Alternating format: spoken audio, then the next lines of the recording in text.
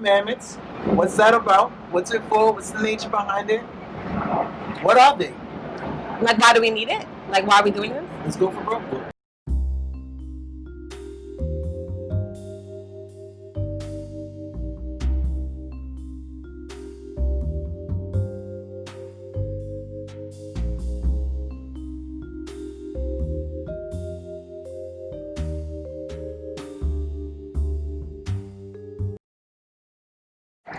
I'm Mr. Domingo.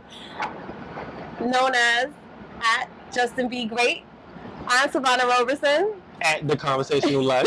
And we're here to give you the 10 Up Commandments. The 10 Up Commandments, Up UP, Urban Professional, is trying to teach the urban professional how to strive, survive, and thrive within the workplace and just in life without compromising their most authentic self. Yeah. Right. Number 1. The first one is to always speak out. Yeah. Right? No matter when your voice shakes, you might be scared, you might be the only person of color, you might be the only person that says yo in front of every sentence, but you gotta say what is on your heart and what is on your mind. Yeah. It doesn't matter if you are at work, if you're in a meeting, in a boardroom, it doesn't matter if you're just in a mailroom, it doesn't matter if you at home with your family and everybody there is racist and you're the only one who's not. Speak up and speak out. Yes. Speak up. UP. That's for you. 2. Ebonics is cultural, not remedial. Listen, going on to what Justin just said about saying yo before every word, just understand, guys, this has nothing to do with your education. I don't want you to step into any room and feel like because you speak a certain way that you don't belong. It's cultural. We don't get on any other culture for the way they speak as hard as they do on the black culture. Own it, live with it, and never shy away from any environment. Right, and just to prove a point about Ebonics being cultural and not remedial, our culture is not regarded as a culture. You see, I was in a workplace one time where I complained about someone who was being really rude to me, and they said, oh, he's Russian, so that's part of their culture. Right. So my response was, okay, well now I'm going to start doing what's a part of my culture. Let's see how y'all like that. But you know what they did? They cleaned that up real quick because they didn't want that. So, you know, that was part of me speaking up, but it's also about your culture is not remedial. Okay, you can be educated and still say yo and say yeah instead of yes. That doesn't equal how smart you are, your level of intelligence. Period. So yes, remember that, guys. And anytime somebody ever tried to tell you that, remember these commandments. Ebonics is cultural, not remedial. Right, and tell them I said it. So the third one is the concept of time and place. I feel like this is one of the most important ones for me. No, it is. In my life, like, I always have to remind myself time and place. Because in the workplace, I might want to be like, nah, bitch, you crazy or whatever, just because I feel like someone else is an urban professional so they get me. But I also have to know there's a time and a place for everything. You know, I'm gonna have a lot of drinks at a party, but I'm not gonna have a lot of drinks at work, right? So it's a time and a place. I'm gonna speak a certain way when I'm home with my friends, but I'm gonna try to like smooth it out, even though I still represent my culture. I smooth it out a little bit just so that I'm getting my point across productively. Yeah, match the environment you're in. Like my mother always taught this to me. Like when I'm in the doctor's office, you sit in the seat. At home, you want to roll all over the floor, you do whatever, no problem. But it's time and place. It goes for the workplace also. If you're at a professional environment, be professional. That doesn't mean that you're stripping yourself of who you are. When you're at home with your homies, be at home with your homies. Know the difference. And stop using, now this is where you don't want to use culture as an excuse. Stop using, well, I'm black, as an excuse to be unprofessional. It's not cute. Right, don't do that. Because there's a time and a place. Exactly. Right, you can be both. You can't be both. 4. What's the fourth one? Oh, education doesn't equate to institutionalized training. Tell that story. Which one? About your coworker. Oh my gosh, it's a hard one because, I was in a situation once where we all had training to do the job that we were doing, and we interviewed someone who said, oh, you know, I'm the only one here with institutionalized training. And how does that even sound? That doesn't even sound right, but you'd be surprised how many people feel like they're above because of this. And for me, it kind of feels like you, as a person, because this was a person of color who said this to us, it kind of feels like you are happy being a part of the system.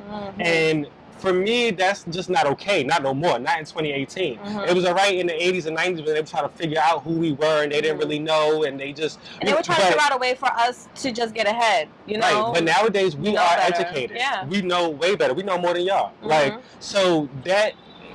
It's unacceptable. Mm-hmm. Okay? What is that? Education does not equate to institutionalized training. Mm-hmm. I'm extremely educated. Mm-hmm. I might not have a PhD, but I'm more intelligent than most people with masters. Right. And I can out-articulate you, yes. or whatever it is. What you want to do? We can do that. And I'll do it better, I promise. Right. Don't ever limit yourself based on your education in an institutionalized environment. I can't even say that right. Coming from someone who has institutionalized education, I do know that self-teaching and self-education is most important. Period. No, nobody is going to stand in front of me and teach me better than I can teach myself.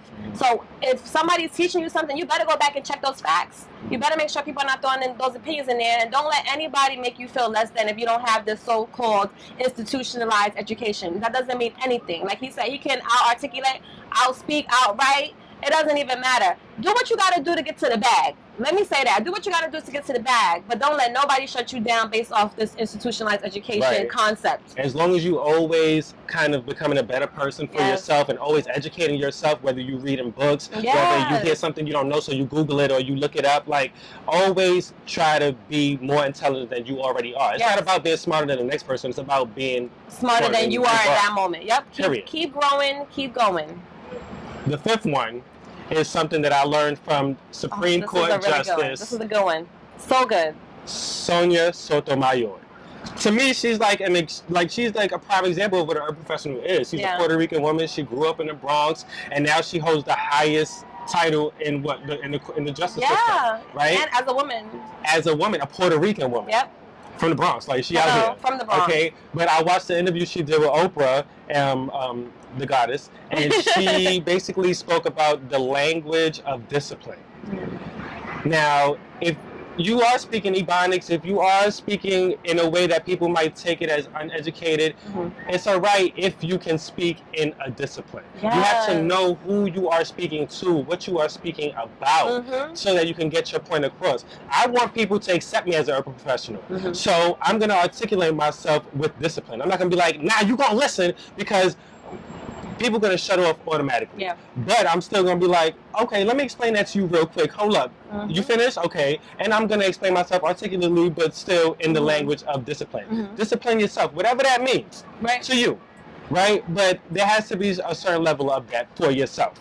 Right. And so for those who want to break into certain fields, but you just don't feel like you're quite there, like if you want to break into politics, if you want to break into real estate, if you want to break into these niches, learn the discipline, because no matter where you're from, if you learn that discipline, you can speak that language, and people are going to buy into that. You become the salesperson. Why? Because you know more than the next person, and they after a while they don't see what you look like or where you come from. They see, wow, this person knows what they're talking about. This person knows that discipline. So she learned the judicial system, and she learned it so well that when she spoke to that discipline, no one could refute her. This is how she was able to get that position. And that's what we all need to do. Hone in on what you want to do and don't shy away from it. Go towards it. Master it. Master that shit. Get so good at it that when you speak, people forget your inflection. You could wear baggy pants and a baggy shirt and a hat, but when you speak it, they know that you know what you're talking about. They're going to buy into that. So now we're up to number 6, which is all about self-care. We have do at least one thing a day to invest in yourself. And to me, this means that no matter what, you're going to take a little bit of time out your day. Like for me, I like to do yoga, or I like to meditate, or I'll take a bath with my Himalayan salt or my Epsom salt. Like I'm doing that. That relaxes me. That's how I invest in myself. What are some things that you do to invest in yourself? I mean, that's just one example. No, like if I have at least 20 minutes to read my book, 20 minutes all the way through a day, I feel like so fulfilled. Like I really feel so fulfilled. Like sometimes I'm on a train and I'm like, I didn't get to see, or I can't read, it's too packed. I'll be mad all day. Or I'll take 20 minutes at work. It's little things like that, like just the small things. Or even if I'm at work and I feel like I'm doing so much for the company and I'm not getting nothing back, I'll take like, you know what, instead of taking an hour of lunch today, I'm going to take 30 minutes and I'm going to use 30 minutes to be on the computer and work on my next book. Or things like that, because I'm investing in myself. I love that idea. And, so yeah, if you're in the workplace working for the man, but that's not your dream, say you want to do whatever, take 20 minutes of the day to study whatever that is. If you want to do makeup, like if you want to do whatever it is, take 20 minutes out your day to invest that time into yourself. I think And that's sometimes you don't have that time, but at the end of the day, before you go to bed, you can always like take 2 minutes and just jerk off. That is an investment. I promise. Do that. Like. And speaking of things that are fulfilling immediately, I know a lot of times those in our community, we like to hit the strip club, we like to hit the club, we like to get the drinks. I think the second thing that we spend the most money on is alcohol as a community. This to me is not an idea of self-care. As I sip my wine, I will also tell you that is not what I consider to be an investment within yourself. That is something you do in your leisure time. But that is not really investing in you unless you're going wine sipping because you're trying to make a wine company. So let's not misconstrue these things. As a community, we need to do a little bit better about how we treat ourselves. You know, going to the club, especially black men who use the strip club as therapy, that's not self-care, guys. You can go for fun, but really invest in yourself in healthy ways. Perfect. 7. Number 7. Always make decisions that you are going to be proud of afterward. Yeah. So many times, people from urban neighborhoods, we have so many life experiences that are shared, whether you're a woman, whether you're Latino, whether you're black, whether you're young, old, or whatever, that give us a certain emotional intelligence that sometimes is heightened, right? So do this instead of reacting emotionally. Always think about, okay, right now I want to throw something. Right now I want to curse somebody out. Right now I want to leave a voice message on my boss's voicemail, so I know I'm going to kick their ass. My boss out on a voicemail or something. But always think about, okay, how am I going to feel about this after the fact? Yeah. How am I going to feel about this tomorrow? Because we all have our shit, our own like decisions from the past that we regret. Yeah. And we'd be like, damn, if I knew better, only if I wasn't thinking with my emotions or my judgment wasn't clouded, I would be able to know better. Navigate through the situation so it doesn't harm me. When your emotions are heightened, you need to ask yourself, okay, am I going to be proud of this decision tomorrow? Because when you do that, then you put life into perspective for yourself. And that is not only at work, that's with your wife, that's with your kids. Like, should I beat this nigga should I beat him right now because he's getting on my nerve, or should I talk to him? Because tomorrow I'm gonna feel guilty. Like, damn, I'm a bad parent, or whatever it is. So true. Like, whatever it is, in every situation, always make decisions that you're gonna be proud of after you make the decision. Whether it's right after, or whether it's tomorrow, or 3 weeks from now. Know that. Yeah, take the time to think. If I do this, how am I gonna feel about it tomorrow? Take that time to think and reflect before you act. You're worth it. That's a good one. The next one we have is persistence beats resistance. So how this applies to the urban professional is that, as Justin stated, a lot of the times we have that hyper awareness of things around us because it affects us and sometimes only us, especially within the workplace. And it's very important that we don't give up. If you're at work and you're just trying to get through the day and you feel like you're being targeted, you feel like you're being picked on, or even if you're at a university, because this has happened to me, and you feel like you're being targeted, don't give up. The only person that it will be hurting if you give up is yourself. In this case, persistence beats resistance. Keep going until people cannot get rid of you. It ties into also the speak up and the speak out. The moment that we give up, which is done a lot in our community, they don't accept me, so I'm not going here. They don't like how I look, so I'm not going here. I'm not even going to try to go there. No. Persistence is the one that breaks down barriers and breaks down doors, and we need to go ahead and persist on. And for me, because this is a lesson for me, sometimes if I'm offended, or if I feel like, oh, why are they telling me that? I'll be like, you know what? Don't say nothing to me, leave me alone. Or I'm not doing this at work. I don't care. This is not part of my job. You know, we hear that a lot. Well, that's not in my job. I'm not doing it because somehow we're offended by somebody telling us what to do. But the truth is that if we keep persisting instead of resisting the things that are going to help us grow, whether it's emotionally or intellectually, we're going to get to the other side. That's right. We're going to grow, like, no matter what it is. So persistence does beat resistance every time. And we don't have to use the woke, because I feel like it's important that we touch on this as well. I see a lot of people using this woke situation or the wokeness that we have around as excuses to not do the right thing or to not persist. And we don't want that. We want our urban professionals that relate to us to thrive, survive, and a part of that is not giving up. Right.